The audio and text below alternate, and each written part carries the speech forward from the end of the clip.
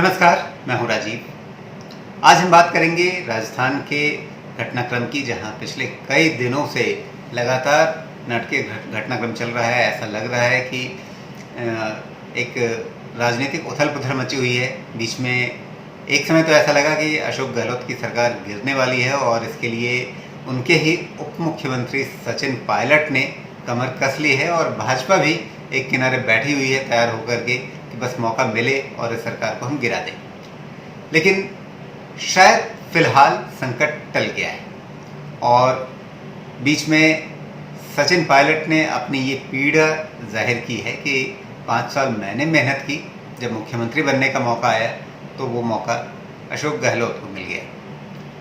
उन्होंने ये भी स्पष्ट कर दिया कि अभी वो भाजपा के साथ नहीं जाने वाले।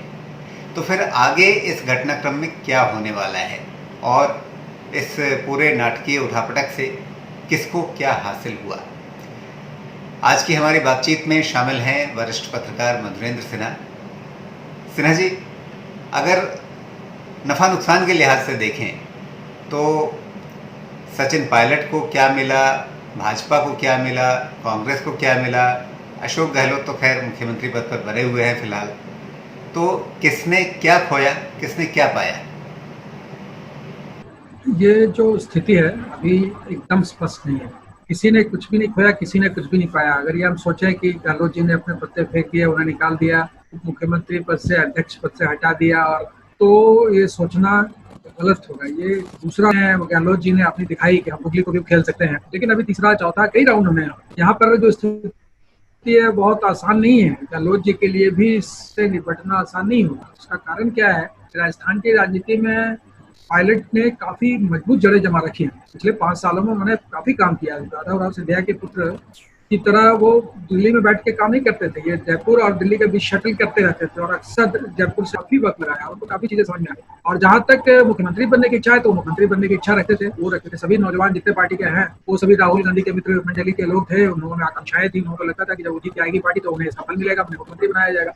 तो ज्योतिरादित्य जी को भी निराशा हाथ लगी, इन्हें भी निराशा हाथ लगी। उन्हें तो कुछ भी नहीं मिला, इन्हें उप मुख्यमंत्री का झुंझुना पकड़ाया गया, राज्य के अध्यक्ष का पद पाया गया, ये सब तो हुआ। लेकिन दोनों में मुख्यमंत्री से इनकी पटरी नहीं बैठी। और इनको कभी भी गहलोत जी के बारे में कहना चाहूंगा, गहलोत जी बहुत पुराने खिलाड़ी हैं राजनीति को। 3 बार राजस्थान के मुख्यमंत्री बन चुके हैं और वहाँ की राजनीति में रचे बसे बिल्कुल घुसे हुए हैं। तो उनके लिए इनको पहले राउंड में मात दे देना बहुत आसान था कि ये नंबर गेम जो है ये मध्य प्रदेश की तरह वहाँ नहीं है राजस्थान में। तो ये पायलट के लिए आसान नहीं होगा आगे के समय में। लेकिन अभी फिलहाल तो इसमें कोई शक नहीं है कि पायलट जैसा चाह रहे थे वैसा हो जाए, वैसा तुरंत नहीं हो पाया। इसमें पहले राउंड में तो, इस दूसरे राउंड में तो मेरा मानना है कि गहलोत जी आगे बढ़े हैं, लेकिन तीसरा चौथा राउंड अभी बाजी शुरू हुई है। लेकिन अगर हम सचिन पायलट के नज़रिए से देखें तो क्या उनके लिए विद्रोह करने का सबसे उचित मौका तब नहीं था जब चुनावी नतीजे सामने आए थे? अगर वे उसी समय अड़ जाते, उसी समय बगावती तेवर दिखाते कि नहीं मैंने 5 साल मेहनत की है तो मुख्यमंत्री मैं ही बनूंगा, तब शायद उनकी बात ज़्यादा सुन भी ली जाती। आज की तारीख में जब अशोक गहलोत उस पद पर बैठने के बाद, मुख्यमंत्री रहने के बाद अपनी स्थिति काफ़ी मजबूत कर चुके हैं, क्योंकि ये सत्ता की ताकत है, कुर्सी की ताकत है, जो भी उस पर बैठ जाता है वो मजबूत हो ही जाता है। तो उसके बाद फिर बगावत करने से सचिन को क्या मिला? हाँ, ये बात आपकी बिल्कुल सही है कि उसी समय उनको अपना हथियार उठाना चाहिए था और कहना चाहिए था कि नहीं, मुझे मुख्यमंत्री बनने करता रहा, पूरे राजस्थान का मैंने चप्पा चप्पा छाना, मैंने हर जगह कैनवसिंग की और वक्त आ गया है कि नौजवानों के हाथ में अब धीरे धीरे पार्टी में शाल देखती जाए। उस समय ये ज्यादा वाकिफ लगता, लेकिन ऐसा कुछ नहीं हुआ। पायलट घूमते रहे, अपनी शिकायतें बताते रहे कि मेरे कहने पर काम नहीं हो रहा है, ये नहीं हो रहा, वो नहीं हो रहा, ट्रांसफर पोस्टिंग्स में भी मुझसे सलाह मशविरा नहीं किया जा रहा है, गहलोत जी ने मुझे किनारा कर दिया।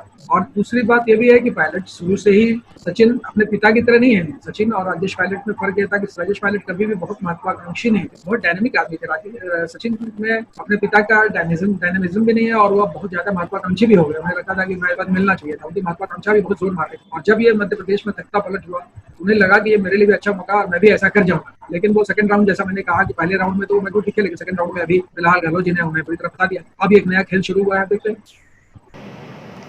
तो क्या सचिन की हालत वो वाली नहीं हो गई कि चौबे चले छब्बे बनने दुबे बन के लौट आए? अब न वो राज्य के उप मुख्यमंत्री रह गए हैं, न प्रदेश कांग्रेस अध्यक्ष रह गए हैं, न भाजपा में जा रहे हैं। तो आज की तारीख में सचिन किस जमीन पर खड़े हैं? ये तो कहना मुश्किल है किस जमीन पर है वो, लेकिन इतना तय है कि वो अब उन्होंने एक लंबी लड़ाई की शुरुआत कर दी है और ये लड़ाई लंबी चलेगी। और जहां तक नंबर गेम की बात, आप बात जरूर है, लेकिन वो जोड़ के इसको इस पार्टी को जोड़ के उस पार्टी को जोड़ तोड़ के वही बहुमत बना रहे हैं। तो वो अगर जिस दिन बीजेपी चाहेगी, अगर जिस दिन ये 15 से ज्यादा विधायक अपने साथ कर लेते हैं, अभी 16-17 विधायक अपने साथ कर लेते हैं, उसके बाद ये सरकार टिकना मुश्किल है, क्योंकि बीजेपी बड़े शांतिपूर्ण तरीके से दिख रही है। किस तरह से खीर को ठंडी करके खाई जाए, वो गेम अब बीजेपी को भी अच्छे से आ गया, तो वो खेल को खेलने दे रहे हैं। और अगर होती भी है तो बहुत बेइज्जत होगी, तो अगले जितने साल तक वहाँ कांग्रेस की सरकार रहेगी, ये सरकार रहेगी, उतने साल तक वो दबे कुचले से बैठेंगे, जो उनको पसंद नहीं आएगा और उनके हम पर चोट भी पहुंचेगी। इसलिए आप सचिन के लिए संन्यास, एकांतवास या युद्ध करना, इस तरह के ऑप्शन है। और जहां तक बीजेपी का नाम लेने से वो इसलिए बच रहे हैं कि वो नहीं चाहते कि वो पत्ते खुल जाए और इस तरह की बात जनता नहीं करना है। उन्हें जनता को जताना है कि मैं शुद्ध हूँ सरकार की कार्यप्रणाली से, मैं अशोक गहलोत के तानाशाही पूर्ण रवैये से नाराज हूँ, ये बताना है उन्हें, और मैं योग्य उम्मीदवार हूँ मुख्यमंत्री बनने का। तो फिर बात यही उठती है ना कि आखिर ये सब करके सचिन ने हासिल क्या किया है, क्योंकि अब भाजपा के साथ वो जा नहीं रहे हैं।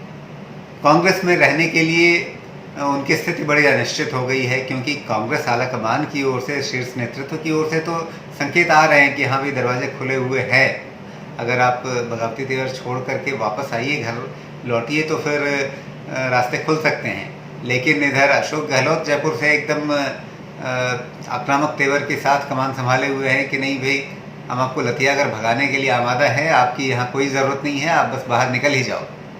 देखिए, लंबी लड़ाई के लिए तैयार है और साफ दिख रहा है कि अब उन्हें लंबी, आज जैसे कि उन्होंने थोड़ा चेंज कर लिया है अभी, लेकिन ये लंबी लड़ाई होगी। अब वो उन्होंने पार्टी छोड़ दी है, ये तय है। और पार्टी में भी जैसा कि सुरजेवाला ने कहा कि बीजेपी के बाहर निकलो, ये मजाक उड़ाया उनका, ये जो भी किया जा रहा है सब पार्टी के लिए घातक है। ये मैं बता दूं कि अशोक गहलोत बहुत मंजे हुए राजनीतिक हैं, सब कुछ है, लेकिन इस समय वो पिच जो है बहुत फिसलने वाली पिच है। अभी तो सिर्फ 3 ही आदमी निकले, वो 15-16 आदमी की लिस्ट उनके पास है जिसको गिरा सकते हैं अपने बूते, सचिन पायलट, और 2-4-5 विधायकों को अलग से निकाल देना वो तो बहुत बड़ी बात नहीं होगी। इसलिए अब अशोक गहलोत की सरकार पर वो तलवार की तरह लटके रहेंगे अगर वो बीजेपी के। और बीजेपी भी नहीं चाहेगी कि वो पार्टी में आकर के गिराने की कोशिश करे, वो चाहेगी बीजेपी ये बाहर से ही सरकार को इतना डैमेज कर दे कि बाद में काम बड़ा आसान हो जाएगा। और जहां तक निर्दलीय की बात है और इस तरह के विधायक, वो तो बीजेपी जिस समय चाहेगी, जब उनको लगेगा कि हाँ हालात अच्छे हो गए, तो वो विधायक तुरंत उठ के बीजेपी के इशारे पर सचिन के साथ आ जाएंगे। लेकिन मेरा अपना मानना है कि सचिन ने थोड़ी सी जल्दबाजी कर दी और अपनी ताकत को ज्यादा करके आंक लिया, तो इस कारण से ही तो शायद हो जाता। मध्य प्रदेश वाली बात यहाँ नहीं है, यहाँ मध्य प्रदेश का नंबर गेम नहीं है। दूसरी बात कि मध्य प्रदेश में कमलनाथ जी थे जिन्हें राज्य की राजनीति का अनुभव, तो कमलनाथ जी उस पिच पर फिसल गए। लेकिन अशोक गहलोत तो राज्य की राजनीति ही थ्रू आउट करते रहे। 82-83 वगैरह में वो मंत्री होते थे केंद्र में, उसके बाद वो लगातार राज्य कांग्रेस के अध्यक्ष रहे, मंत्री रहे, बहुत ज्यादा पता है। और ऐसे में सचिन के लिए काफी मुश्किल है। तो क्या फिलहाल ये माना जाए कि अशोक गहलोत की सरकार अभी बच गई है? क्या बिल्कुल बच रही है सरकार, बिल्कुल बची हुई है। लेकिन अगर अभी सरकार बच गई है अशोक गहलोत की, तो क्या 5 साल चल पाएगी? बिल्कुल नहीं चल पाएगी। मैं आपको ये दावे के साथ कह सकता हूँ। राजनीति में हालांकि दावा करना उचित नहीं होगा। बीजेपी नहीं चाहती कि वहाँ कांग्रेस की सरकार रहे। हर कोई भी पार्टी अगर कांग्रेस होती तो बीजेपी की सरकार गिराती थी, जैसा 1992 में हुआ। शेखावत जी की सरकार को नरसिम्हा राव के आदेश पर गिरा दिया, गिरा तो दिया ही गया था। तो वो तो बीजेपी भी चाहेगी कांग्रेस की सरकार को गिराया जाए। कैसे गिराया जाए, उनके थिंक टैंक में इस पर मंथन हो रहा होगा, विचार विमर्श हो रहा होगा कि अब इन्हें क्या करना चाहिए। सचिन कितने आदमी लेके खड़े होते हैं, क्या वाकई सचिन पर किया जाए। और एक बात यहाँ जरूर कहूंगा, अशोक गहलोत ने जो एक बहुत बड़ी गलती की, जो पुलिस का मामला किया, FIR किया, जिसमें इन्होंने सचिन पायलट को भी सामने आप पेश हो, ये बहुत ही हल्की और घटिया हरकत है अशोक गहलोत की। मैं साफ साफ कहूंगा, टूट शब्दों में। अब यहाँ से सचिन पायलट का भविष्य क्या है? क्या वो कांग्रेस में रह पाएंगे? संभव बच गया है ऐसा? क्या वो भाजपा में जाएंगे भविष्य में? भले अभी वो मना कर रहे हैं इसके लिए। अगर वो जाएंगे तो वहाँ पर अड़चन ये होगी कि मुख्यमंत्री के रूप में उनके सामने वसुंधरा राजे का चेहरा है। क्या वसुंधरा राजे को हटा करके भाजपा सचिन पायलट को अपने यहाँ मुख्यमंत्री के चेहरे के रूप में प्रस्तुत करने के लिए तैयार होगी? और अगर ये दोनों चीज़ें नहीं होती हैं तो क्या तीसरे विकल्प के रूप में सचिन अपनी एक क्षेत्रीय पार्टी बनाएंगे? क्या क्षेत्रीय दल के लिए राजस्थान में कोई ज़मीन तैयार है? क्योंकि वहाँ कहा जाता है कि कोई तीसरी पार्टी चल नहीं पाती। देखिए, वहाँ पर राजस्थान की बात सही है कि क्षेत्रीय दल वहाँ बहुत पनप नहीं पाया। आज का तक का इतिहास है, कुछ 1-2 सीटें BSP ले लेती है, कभी वो ले लेते हैं, कभी इससे ज्यादा, कभी किसी पार्टी की औकात नहीं। सचिन को कांग्रेस के खिलाफ लड़ाई लड़ते रहना होगा और कांग्रेस के ज्यादा से ज्यादा विधायकों को तोड़ने की युक्ति भिड़ानी होगी अगर वो आगे लंबा खींचना चाहते हैं तो। और जहाँ तक वसुंधरा राजे सिंधिया की बात है, तो अब वो हाशिए पर चली गई। पिछली बार उन्होंने बीजेपी आला कमान ताकि नए चेहरे को लाके हम चुनाव लड़े, लेकिन उन्होंने नहीं दिया। उन्होंने यहाँ तक पार्टी को धमकी दी थी कि अगर वो ऐसा करने को बीजेपी ने उनको छोड़ दिया, लेकिन अब बीजेपी के खाते में वो शून्य है। एक विधायक है, पूर्व मुख्यमंत्री से ज्यादा उनकी कोई साथ नहीं, क्योंकि सारी शतरंज की बाजी दिल्ली से ही खेली जा रही है। सचिन पायलट की बात है, उन्हें अब लंबी लड़ाई के लिए तैयार होना होगा। उन्हें अपने तर्कस में नए तीर लाने होंगे। किसी न किसी तरह से 17-18 विधायकों को अपनी तरफ इकट्ठा करना पड़ेगा, जिन्हें अशोक गहलोत की तरफ से न केवल लालच दिया जाएगा बल्कि धमकी भी दी जाएगी कि उनकी सदस्यता जा सकती है। और याद रखिए, कोई विधायक चुनाव लड़ना नहीं चाहता। चुनाव बहुत कठिन प्रक्रिया और महंगी प्रक्रिया। लेकिन सचिन का खेल बिगड़ा कहाँ पे? क्या जितने विधायकों के समर्थन की आशा सचिन पायलट को थी, उतने विधायक असल में उनके साथ आए नहीं? या भाजपा ने हाथ खींच लिया? या भाजपा शांति से पहले ये देख रही थी कि सचिन के साथ विधायक खुल करके सामने आ जाएं पर्याप्त संख्या में, तब हम अपने पत्ते फेंकें? क्योंकि उसके सामने मध्य प्रदेश का उदाहरण अगर था तो साथ में महाराष्ट्र का भी उदाहरण था, जहाँ पर अजित पवार के साथ उसने काफ़ी फजीहत झेली। तो वो देख लेना चाहती थी कि हाँ, सचिन पायलट के साथ असल में पर्याप्त संख्या में विधायक हैं या नहीं है। एक बार को उनके कहने पर भरोसा ना किया जाए और असल में देख लिया जाए। वो बीजेपी इस बार गलती दोहराना नहीं चाहते। महाराष्ट्र में जो गलती की उन्होंने मध्य प्रदेश में नहीं दोहराई, कोई जल्दबाजी नहीं किया, और यही गलती यहाँ भी नहीं करेंगे। वो आराम से बैठेंगे और इंतजार करेंगे लोगों के टूटने का। मैंने अगला राउंड अभी बाकी है, और राजनीति में तो पत्ते चलते रहते हैं, हर दिन पलटती है चीजें। अभी जितने वहाँ विधायक कांग्रेस के हैं वो भी मंथन करेंगे। सबको तो भी अशोक गहलोत मंत्री नहीं बना सकते, सबको तो कुछ नहीं कर सकते, मंत्री तो सीमित रहेंगे। तो वो भी उनके लिए भी कठिन है कि उनको रोके रखना। उस संतोष को, वहाँ जो लोगों के संतोष भड़का है विधायकों में, क्योंकि उनकी कार्यशैली को लेकर भी काफी बातें उठ रही थी कि वो उन्होंने उस तरह से काम इस टर्म में नहीं किया, क्योंकि वो एक अच्छे मुख्यमंत्री के रूप में गिने जाते। लेकिन इस बार उनके काम करने का सलीका वो पहले वाला नहीं था, वो सबको साथ लेके नहीं चले। तो ये सब बातें हैं जो उनके लिए नुकसानदेह हुई, और बजाय उनको सचिन पायलट को बुला के प्लेकेट करके, उसको समझा करके, उनको बिठा करके, फुसला करके आगे बढ़ना चाहिए था। लेकिन इस की कार्रवाई मुझे लगती है बड़े राजनीतिक से मैं ऐसी उम्मीद नहीं करता था। मैं उम्मीद करता था कि कोई गंभीर प्रक्रिया अपनाएंगे, लेकिन इस तरह से पुलिस को बुला देना, डिप्टी सीएम को इंक्वायरी के लिए बिठा देना, दिस इज वेरी बैड। अब भाजपा के नज़रिए से निष्कर्ष क्या है? क्या उसे खुश होना चाहिए कि चलो उसकी विरोधी पार्टी राजस्थान में कमज़ोर हुई है, अपने अंतर्कलह की वजह से टूट की कगार पर है, तो ये एक तरीके से विरोधी के कमज़ोर होने से मिलने वाली खुशी है? या फिर वो ये सोचकर दुखी हो कि हमें लांछन तो सहना पड़ेगा कि आपने विरोधी दल की सरकार गिराने की कोशिश की ये इनके इन प्रकारेण, लेकिन आपको सत्ता मिली भी नहीं, तो न माया मिली न राम?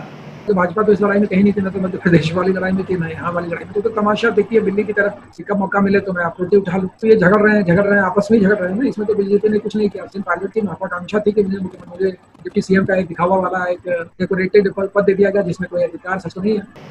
लेकिन जनता तो देख रही है ना, जनता समझ रही है कि भाजपा की शह के बिना सचिन पायलट ने इतना बड़ा कदम नहीं उठाया होगा, तो भाजपा इस लांछन से बच कैसे जाएगी?